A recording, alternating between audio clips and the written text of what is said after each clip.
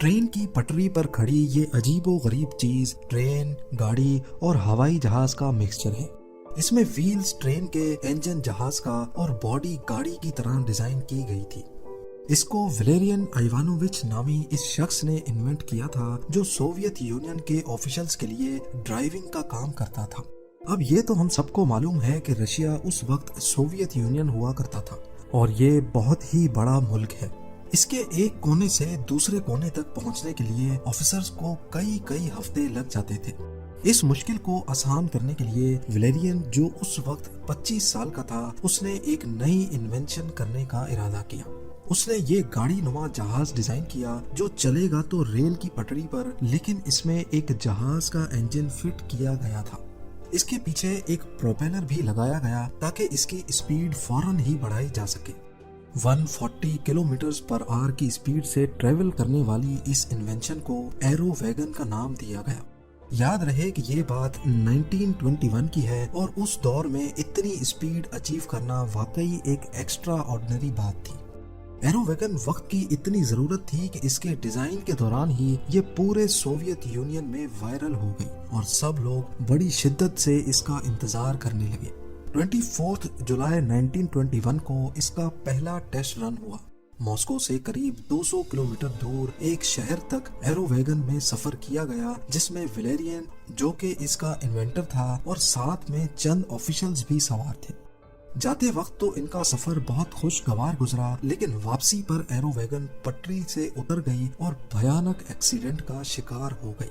तमाम Soviet official समेत Valerian भी इस हादसे में मारा गया। जिम टीवी की वीडियोस में एक बार फिर से खुशामदीद। नाजरीन, सोवियत इन्वेंटर वलेरियन कोई पहला शख्स नहीं था जिसको अपनी ही इन्वेंशन ने मौत के घाट उतार दिया हो। हिस्ट्री में ऐसी बेशुमार कहानियां मौजूद हैं। आइए ऐसी 4 इन्वेंशंस के बारे में जानते हैं। जब ये अपनी इनिशियल फेज में थी तो इन्होंने अपने ही इन्वेंटर की जान ले ली थी। Number 4, light house. इंग्लैंड के शहर प्लेमथ के साहिल के करीब समंदर में एक ऐसा एरिया है जहां 12 मील तक पत्थर निकले हुए हैं। 17वीं सेंचुरी के दौर में हेनरी विंस्टैंडली नामी एक इंजीनियर यहाँ से अपनी 5 शिप्स लेकर जा रहे थे।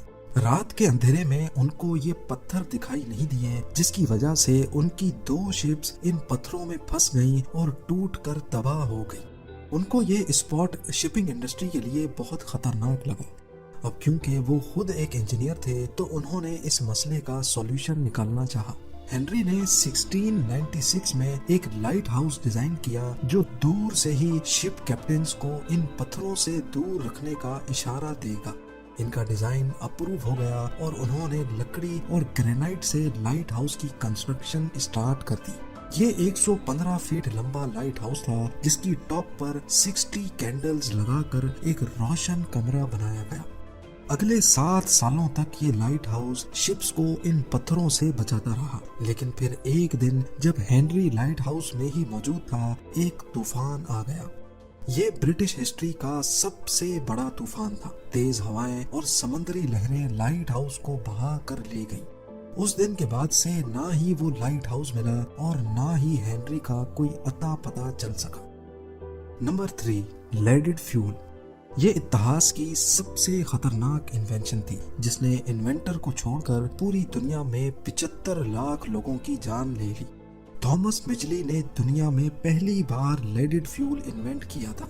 वो फ्यूल जो आज हम गाड़ियों में इस्तेमाल करते हैं वो अनलेडेड फ्यूल होता है, लेकिन पहले ये लेडेड फ्यूल कहलाया जाता था।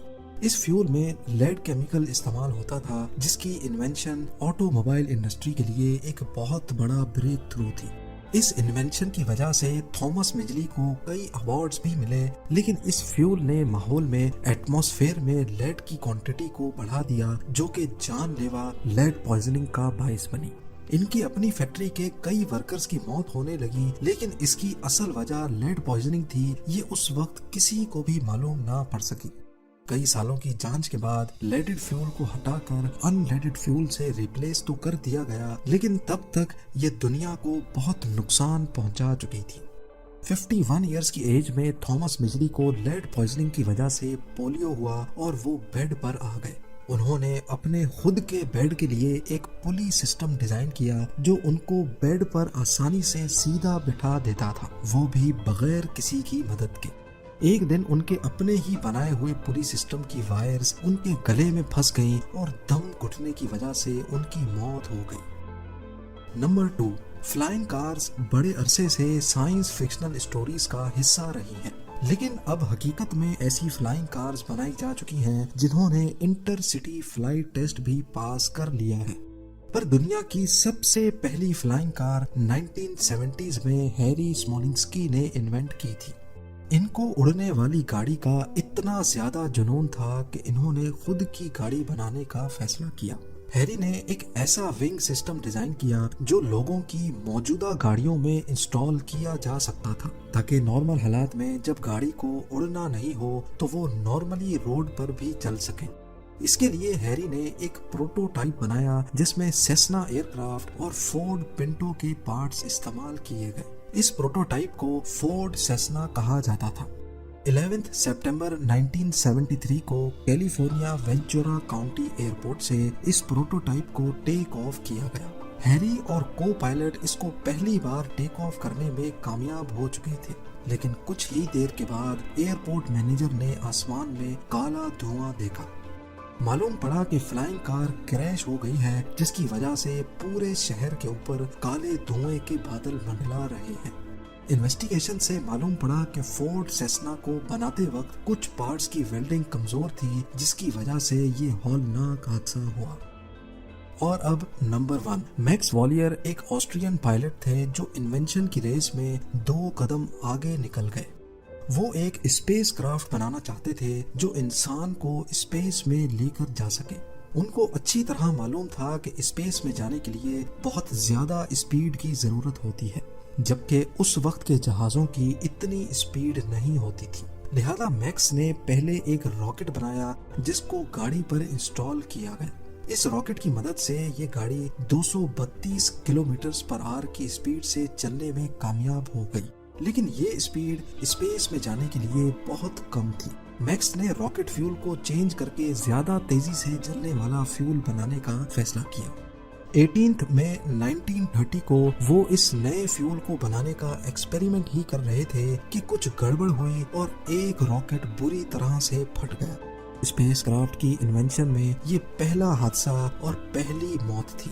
मैक्स वॉलियर अगर आज जिंदा होते तो शायद देख पाते कि जिस चीज को वो इन्वेंट करना चाह रहे थे वो अब कितनी एडवांस्ड हो चुकी है। उम्मीद है जेम टीवी की ये वीडियो भी आप लोग भरपूर लाइक और शेयर करेंगे। आप लोगों के प्यार भरे कमेंट्स का बेहद शुक्रिया। मिलते हैं अगली शानदार वीडियो में।